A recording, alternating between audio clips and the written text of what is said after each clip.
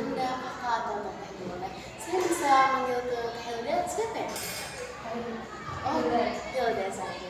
Kak Hilda orang mana Kak Hilda? Saya orang Ciwandan. Oh, Cirebon. Oh, Ciwandan juga. Wah, jauh ya berarti. Effort banget ya datang ke sini. Baik, sebelumnya nanti saya sediain minum terlebih dahulu ya Mbak ya. Bentar.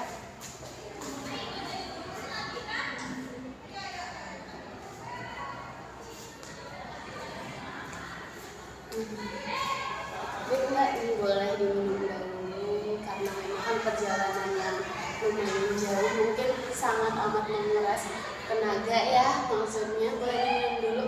Iya, udah minum teh. Oh iya, alhamdulillah. Mbak Hilda gimana kabarnya? Alhamdulillah. Alhamdulillah baik. Alhamdulillah baik. Sebelumnya saya mau tanya, Mbak Hilda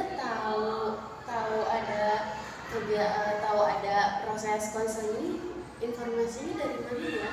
Saya tahu dari internet. Oh, internet. Oh, berarti Mbak Hilda pasti datang ke sini dengan permasalahan-permasalahan yang memang Mbak Hilda hadapi mungkin ya. Mungkin sebelumnya saya ingin bertanya Mbak Hilda, sebelumnya Mbak Hilda sendiri sudah melakukan proses konseling individual sebelumnya? Belum. Oh, belum. Berarti ini perdana ya Mbak melakukan proses konseling individual itu. Perlu Kak Hilda ketahui sendiri bahwa proses konseling individual adalah salah satu layanan yang ada pada dalam bimbingan konseling yang tujuannya untuk memecahkan masalah secara face to face antara seorang konselor dan klien sehingga kliennya bisa menemukan jalan keluar dari setiap permasalahannya dan dapat memendirikan setiap permasalahan yang memang dia hadapi. Mbak Hilda, saya juga ingin memberikan informasi sedikit kepada Mbak Hilda bahwasannya Mbak Hilda tidak perlu takut atau khawatir karena saya telah diuji dan alhamdulillah saya berkemampuan sebagai konselor yang nantinya bakal menjaga seluruh kerahasiaan yang memang Mbak sampaikan kepada saya. Jadi jangan ada sedikit keraguan atau mungkin ada sedikit tidak nyaman. Itu Mbak ungkapkan saja ketika memang Mbak merasakan seperti itu. Tapi saya akan jamin 100% bahwasannya setiap Mbak mengutarakan apa yang Mbak rasakan, itu saya akan menjaga dengan sebaik mungkin. Oke Mbak Hilda, mungkin dilihat dari raut muka Mbak Hilda sendiri tampaknya lelah ya. Dan saya pikir Mbak datang ke sini bukan semata-mata hanya untuk datang, otomatis dengan beberapa permasalahan-permasalahan yang memang sedang Mbak hadapi. Mungkin apa yang sedang Mbak rasakan saat ini? Saya merasakan saya itu sekarang insecure sama capek. Kalau boleh tahu, insecure dalam hal apa Mbak? Saya insecure karena teman-teman saya itu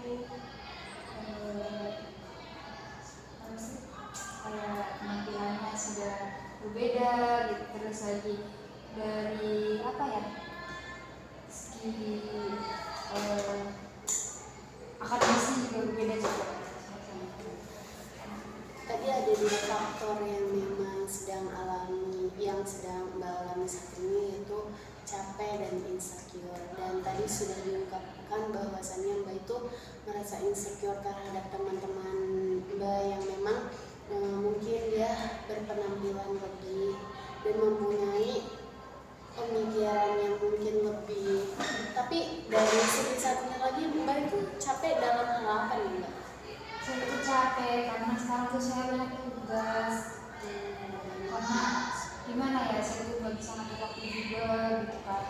Kapan saya harus belajar, kapan saya harus quality time for self gitu kan. Kapan saya harus apa ya, mengerjakan tugas-tugas yang di rumah gitu. Saya tuh banyak apa ya, kayak merasa banyak tanggungannya gitu sekarang.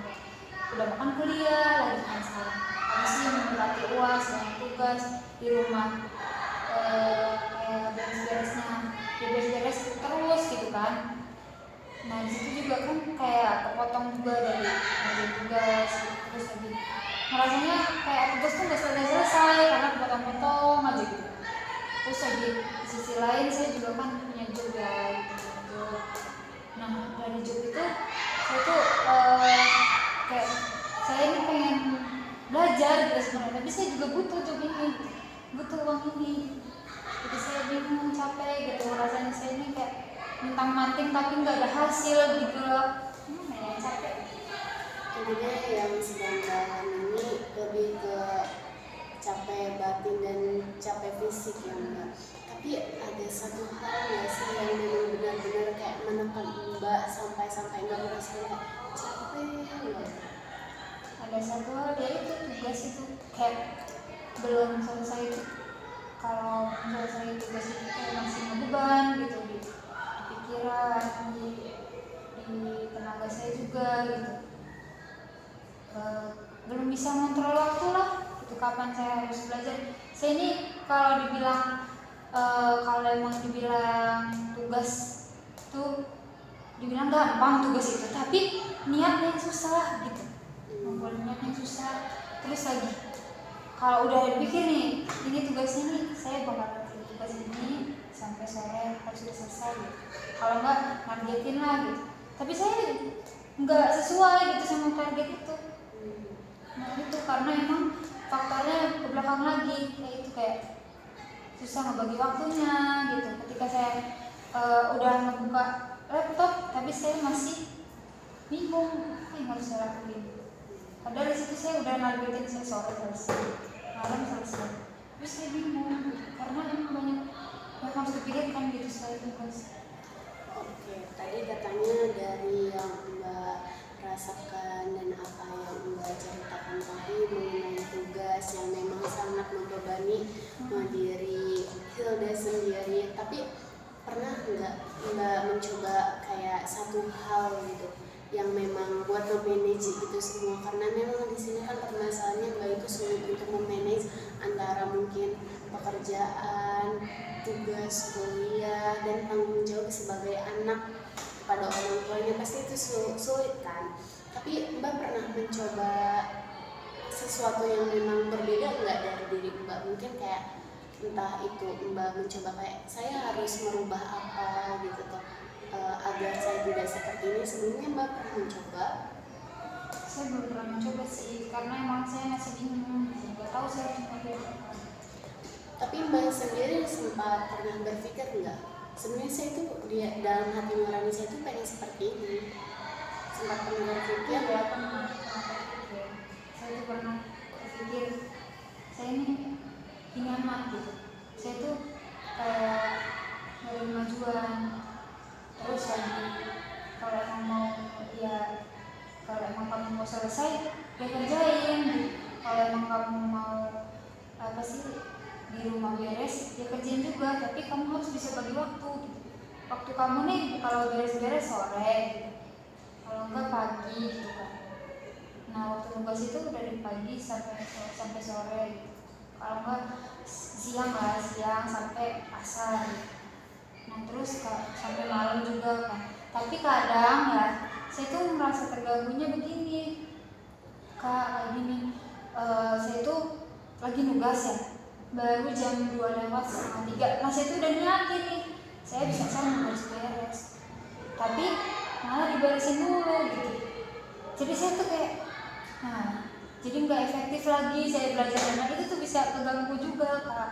Saya udah ngejadwalin, tapi bisa jadi faktornya bukan dari diri saya lagi gitu, tapi dari sekelilingnya begitu.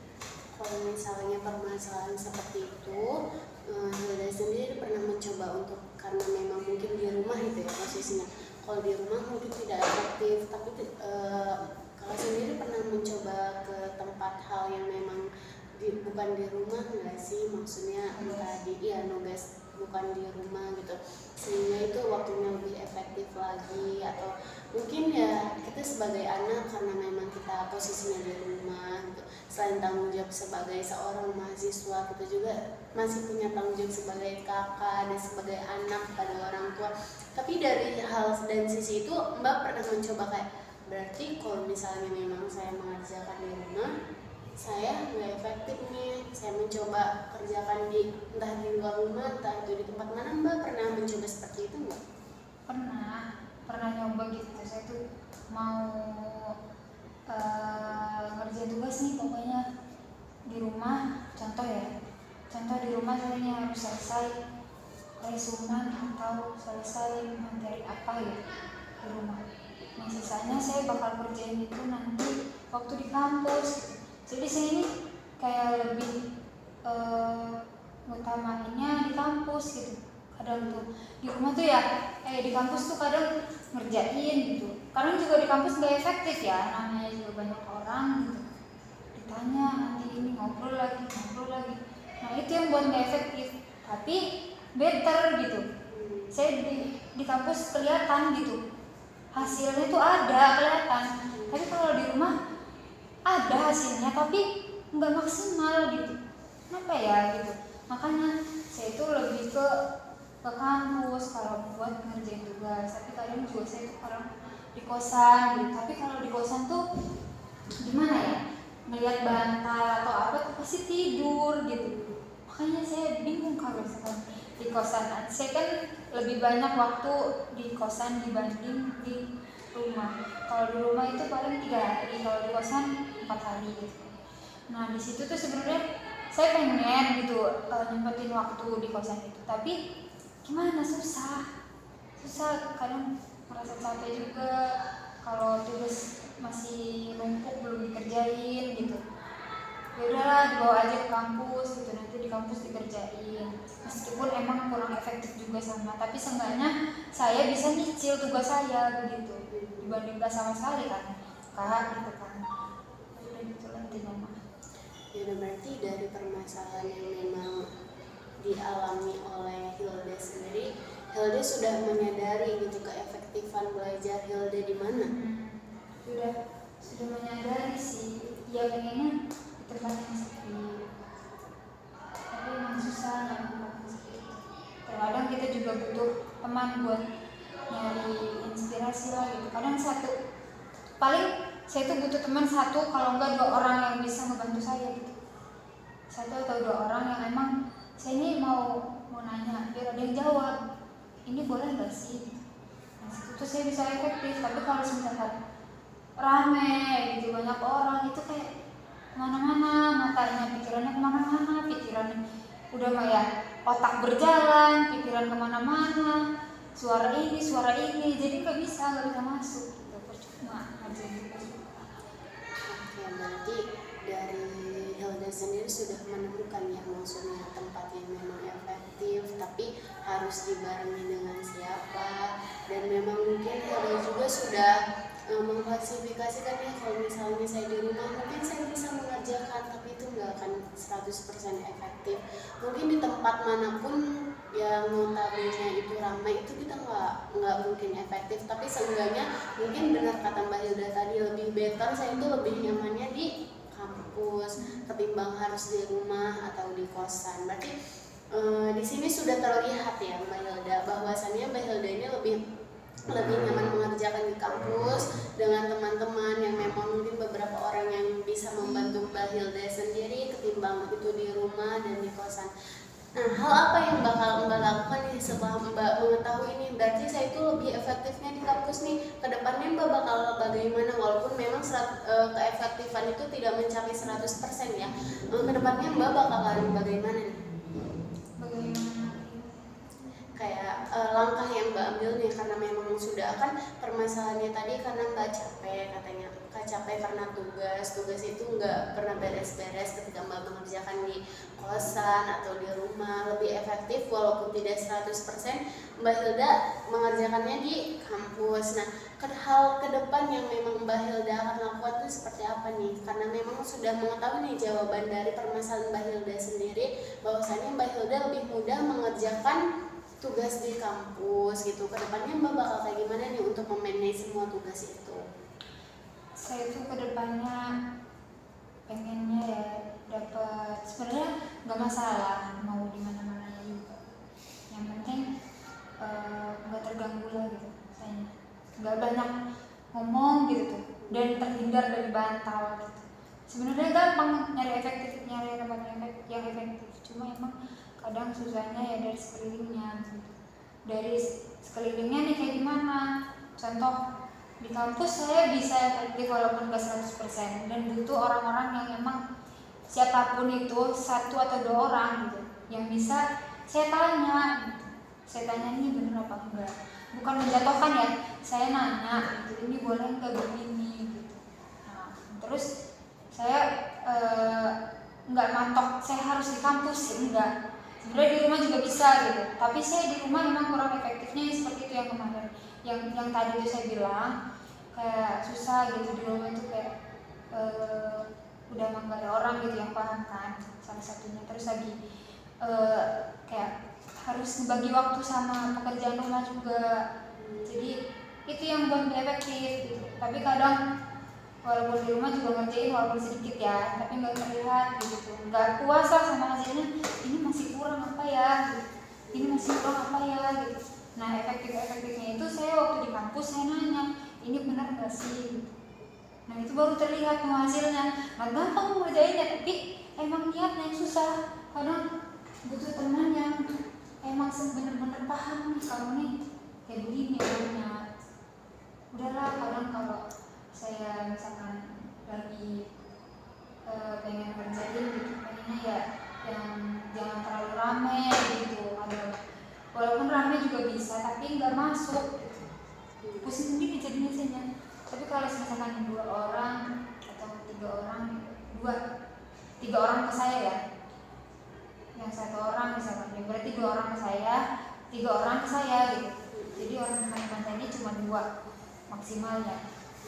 Itu baru saya mungkin bisa efektif kerjain, berpikirnya bisa lah dibantu nih gimana ya gitu. Tapi kan dari semua itu yang mengerti diri Mbak sendiri ya, diri Mbak sendiri ya, Hilda sendiri gitu tuh. Ketika memang ingin memulai sesuatu, kata Hilda yang susah itu niat yang memang untuk menggerakkan hati kita untuk mengerjakan hal tersebut. Nah otomatis di dalam manusia kan mempunyai mood ya, moodnya itu berbeda-beda. Tapi hal apa sih yang memang bikin mood Mbak naik gitu?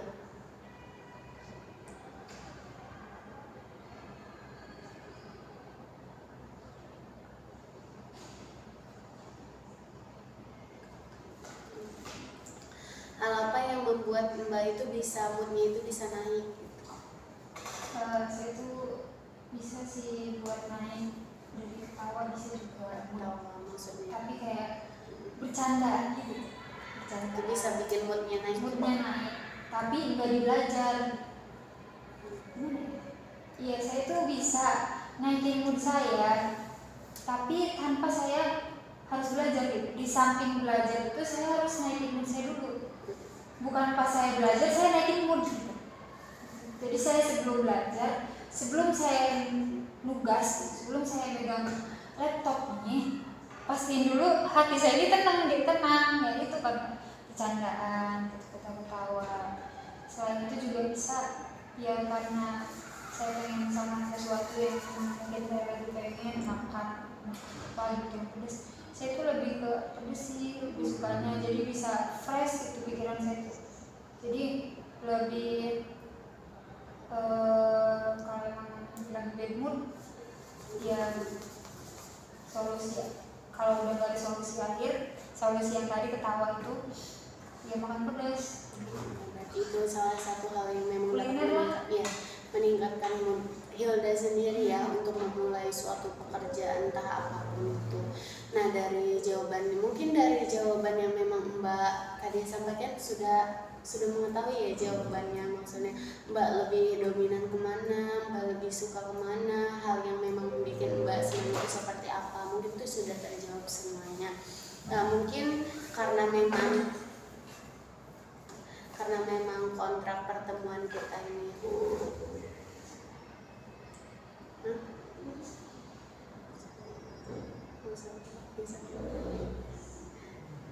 karena memang waktu sudah melampaui ya Mbak, karena mungkin ada yang ingin Mbak tanyakan terlebih dahulu enggak kepada saya?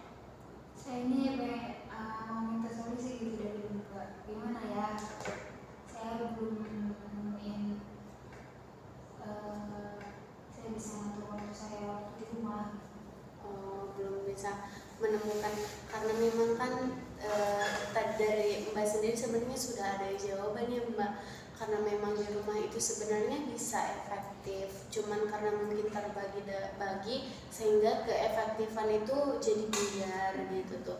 Jadi menurut saya ya benar kata jawaban yang Mbak sampaikan kan, di rumah sebenarnya bisa kita mengerjakan tugas, cuman Mbak kan tidak merasa puas.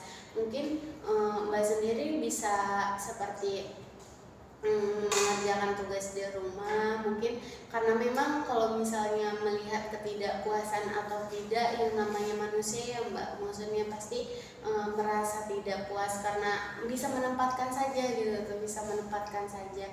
Berarti Mbak itu kalau posisinya sedang di rumah mungkin mengerjakan ya sewajarnya aja, dan mungkin karena di rumah itu yang penting mengerjakan tugas, karena memang jangan sampai kosong begitu saja gitu tuh. Jadi tetap ada yang memang harus dikerjakan gitu Mbak. Mungkin ada yang ingin ditanyakan lagi? Ya, sudah cukup Mbak, karena memang pertemuan hari ini sudah mungkin melebihi ya Mbak ya. Saya selaku konselor sendiri mungkin ingin menanyakan, mungkin kita akan bertemu kembali dengan permasalahan yang mungkin hari ini, yang kita melihat perkembangan Mbak ke depannya seperti apa di minggu depan, boleh Mbak? Kalau minggu depan saya nggak bisa. Oh, mungkin Mbak bisanya di hari apa? Saya bisanya di 4 minggu yang akan datang. Karena saya 2 minggu depan saya pergi ke Jakarta, minggu depannya lagi saya pergi ke Bandung, minggu depannya lagi saya mau pergi ke Jogja, jadi saya nggak bisa. Oh, berarti kita adakan pertemuannya setelah 4 minggu nanti ya. Baiklah Mbak, sebelumnya saya ucapkan terima kasih ya kepada Mbak sudah menjadi anak sekaligus mahasiswa yang hebat, yang selalu memikirkan tanggung jawab, jangan menyerah dan tetap semangat ya Mbak ya. Mungkin terima kasih juga kepada Mbak sudah datang kepada saya, mengeluarkan keluh kesah yang memang Hilda rasakan di sini. Jangan khawatir ataupun Mbak merasa tidak nyaman datang ke sini, karena segala sesuatu yang Mbak ceritakan itu pasti saya jaga baik-baik ya Mbak ya. Semoga sehat selalu, semoga kita bertemu lagi di 4 minggu yang akan datang ya Mbak ya. Oke, terima kasih Mbak. Ya.